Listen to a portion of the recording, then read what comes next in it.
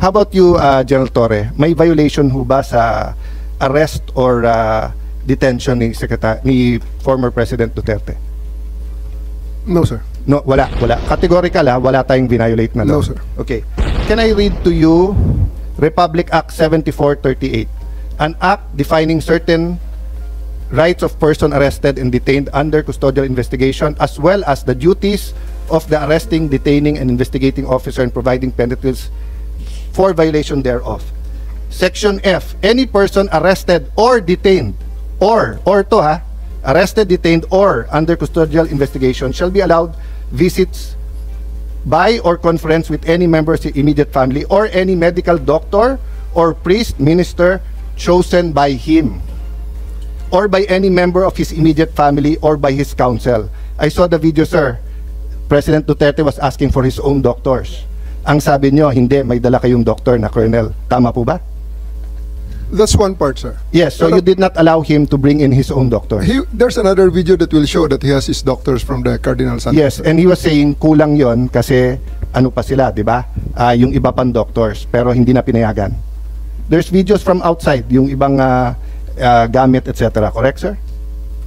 So, you can answer. Hindi to yes or no. So, to your point, did you allow all of his doctors in or no? Sir, we have substantial doctor. I think we have complied with 7438, sir. Okay, it doesn't say here substantial. It says here... 7438, sir. No, sir. Ang sabi kasi dito, his choice. Hindi nyo choice. Hindi nyo choice i-limit yung doctors niya. Ang sabi nyo substantial. So, I will clarify.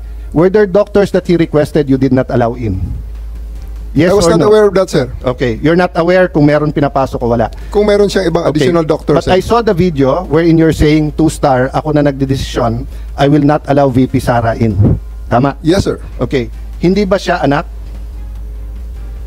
Ang nakalagay dito, the person's immediate family shall include his or her spouse, fiancé, parent or child, brother, sister, grandparent, grandchild, uncle, aunt, nephew, niece, etc. Ang penalty nito ay 4 na taon ata na kulong.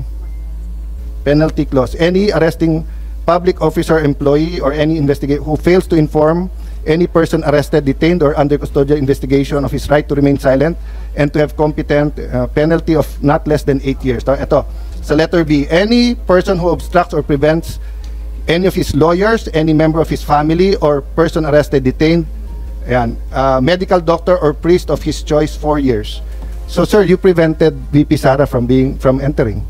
At the outset, sir, maraming salamat sa pagbigay sa akin ng pagkakataon na ito para maklarify yan, sir, dahil nung first hearing natin, sir, ay palagay ko na-explain na lahat yan, sir, at nagkaroon ng napakaraming mga... Nung first hearing, sir, ang pinag-usapan kasi doon na lawyer, ako, upon looking at the Constitution, kaming mga senador, we cannot appear before the court, but we can practice. Pero ang presidente, vice president cannot practice. So, kasama na ako doon at yung ibang nagsabing abogada. Pero, nung nakita ko tong batas na to, nakalagay, pag anak, you cannot stop them from visiting. And nakita ko yung video, but sabi nyo nga, may kompleto kayong video, that's why I'm asking you, baka naman pinapasok nyo nang hindi ko alam. Sabi mo, 2-star, sir, ako na. Ako nagdesisyon nito, sir. I don't know if you use the word, ako mananagot. So, simple lang question ko, did you prevent VP Sara from seeing her father? Yes or no? Can I expound on this, sir, before I answer the yes or no, go ahead. Sir? Thank you, sir. Kaya ako nagpapasalamat, sir, na ma-expound yan, sir, dahil after the first hearing, medyo marami-rami ang lumabas, sir, ng mga misinformation regarding that matter, sir. Yes, sir, I did prevent I did deny the request of President Duterte for him to allow VP Sara to enter, sir. Kasi nga naman, sir, mag-alas 10 na yun, sir. And that is already around 12 hours after we first got him into custody. The VP has all the chances to be with the President earlier that day. We are expecting her. Actually, sir, mga alas 3 pa lang, may information na darating siya. And kung gusto talaga nilang pumasok, sir, pwede naman, sir, eh. Kasi hinadangan mo nga, eh, di ba? Ma'am, sinundo, ma'am, sa loob ng Villamor. Sinabi nga ninyo na hinarang, di ba? Sabi Yes, ma'am. Ito, kasi mama, gabi na, matagal na. I did, ma'am, I did really prevent that from the VP. I told the President that she can visit her on the detention cell in Hague. Sabi ko kung gusto niya talaga. Pero Sabi Kasi mo nga naman, makapasok, pero ma'am, sa kabilang sandali, dako ma'am. sinabi mo you prevented her. Alin ba talaga? Let me clarify, ma'am. Hindi pa ako tapos, ma'am, eh. Hindi, iba-iba na yung sinasabi mo eh. Ma'am, patapusin niyo ako kung pwede. Kung pwede, ma'am. Okay lang.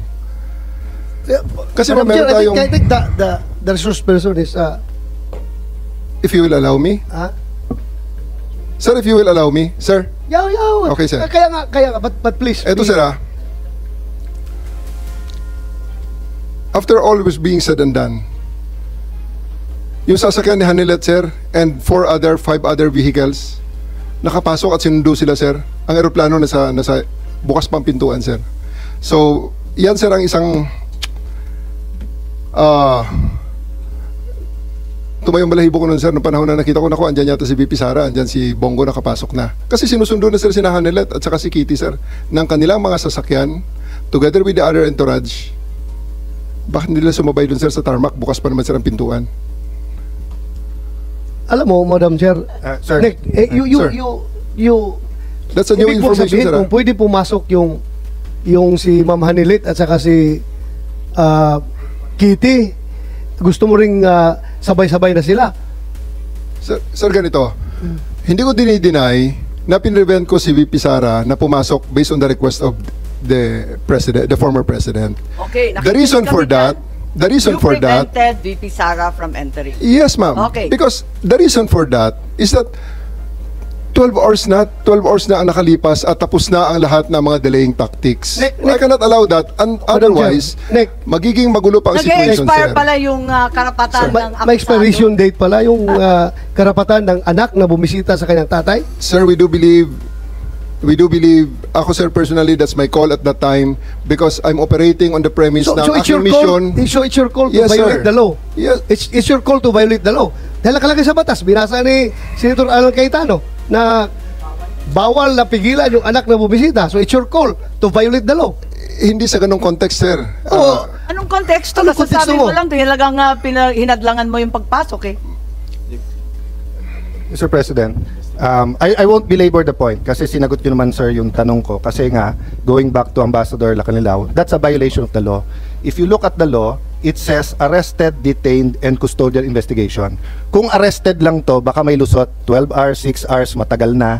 Pero ang nakalagay sa law kasi, you cannot deny pag arrested, detained, and custodial investigation. No if, no buts tong batas na to because nga, in the past, lalo pagka, wala pa namang internet masyado nito eh. 1992, no? Wala pa masyado yung mga, bago pa lang yung mga, cellphone na ba nito or ano? But ang point, sir, there's no exceptions here. So that's a matter of defense kay General Torre.